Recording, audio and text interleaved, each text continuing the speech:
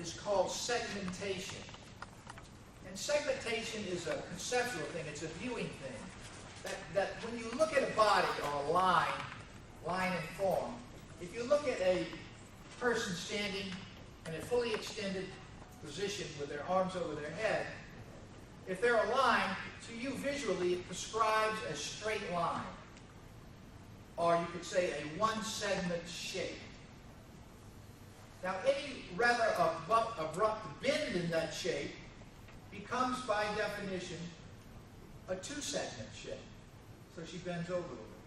She drops her arms, to the mind's eye, it becomes a three-segment shape. If she bends her knees, it becomes a four-segment shape. I'm not counting the feet. This is just a conceptual thing, the large body parts. Okay? Now, segmentation refers to segments that are symmetrical. All right, that we have one segment shape, 2, 3, and 4. Now, they need not necessarily be straight lines to be a segment. Any perfectly regular curved line is a one-segment shape. In other words, take, for example, a slightly hollowed total body shape. Okay, that's different than a pipe. That's a two-segment shape. Slightly hollowed is one. Why am I going through this litany of a definition? Well, because segmentation says this, that as skill proficiency increases, as you get better at doing skills, the number of segmental components used in its execution decreases. You use fewer segments. Let's take some examples. The first one up there on A is the hand support phase of a backward handspring. The girl in the first example, her knees are bent, going over the top. A lot of people bend their knees when they do flip-flops over the top. Nothing wrong with that. Something you might argue makes them turn over faster, because the radius is shorter, coach. So bend your knees a little, you can get turned over faster. That's the compensatory technique, remember. Enters your house a guest, then a secret friend, and finally your master in defeat. What if, because my girl's going to beat your girl, what if she could do the same skill with her knees locked over the top? What if she could reduce that to the number of segments only to one segment, not two, only to the necessary and critical few? Back handsprings is a one-segment shape.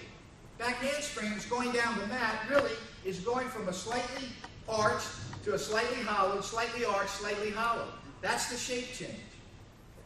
Okay? So in terms of your mind's eye, the concept, and you're only as good as your mind's eye, you think of back handsprings done well as merely a one-segment shape. The second example. The girl in the first example of B does a leg raise.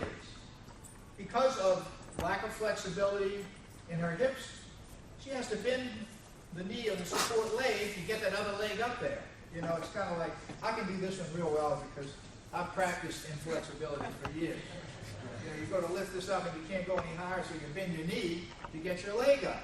Well, she's doing the same thing. It looks a lot better. But really, a basic leg raise is a two-segment shape.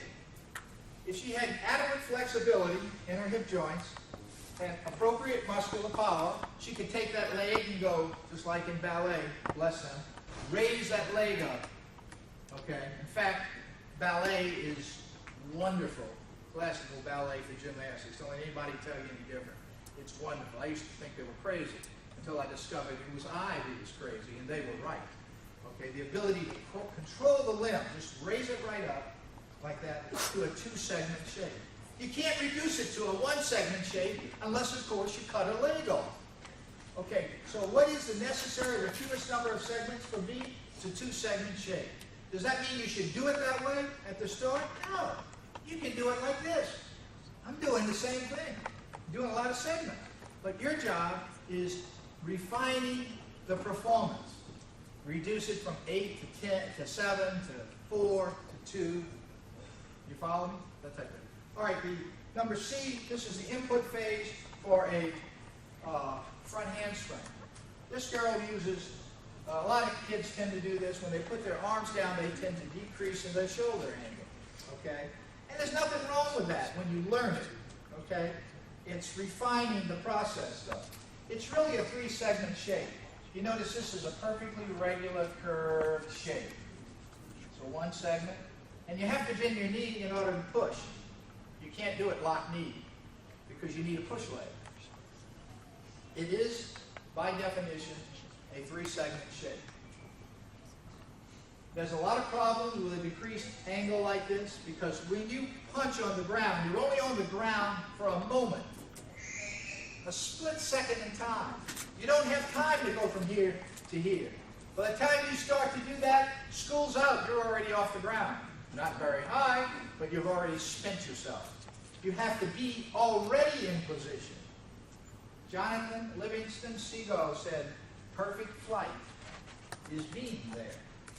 So you want to set the stage for that, and that's one of the factors that will help in proper rebounding out of a front handspring. So you see, if you use the concept of segments, it will help you. Let's take another one, and this is just more of a progression. A kick up to a handstand. In A, the girl goes, she's going to kick up the handstand. Nothing wrong with that. It's fine.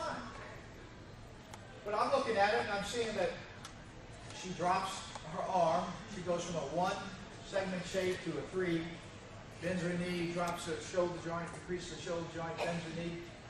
5, 1, 3, 5, kicks 3, back to 1. Conceptually, I ask myself, how can I reduce the segments to the necessary and critical few to give it the cutting edge look? Well, it's really a 1, 2, 2, 2, 1 shape. In other words, I'm reducing it down. Or another way is the only movements observed is in one hip joint. Everything is the same. If I took this picture out from here down, it's the same as this one.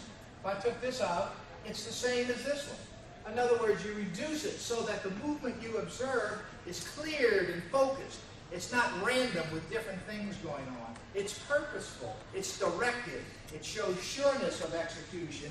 It renders to the judge's eye a reason to award you the first place, even if she doesn't know what it is. So you reduce the segments down to the necessary and critical few. Now, keep in mind this, that as you do that, the physical requirements become greater and greater. Okay? In other words, it's harder to do it with fewer segments. It's harder to turn over with fewer segments.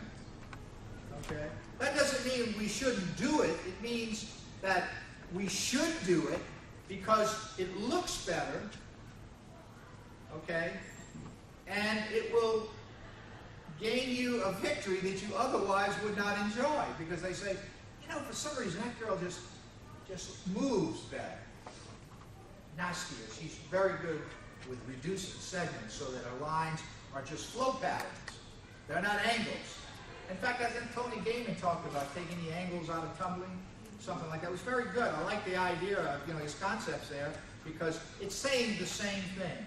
Like the giant wave evolves in a flow pattern, not in angulation. Okay, let's see what's next here.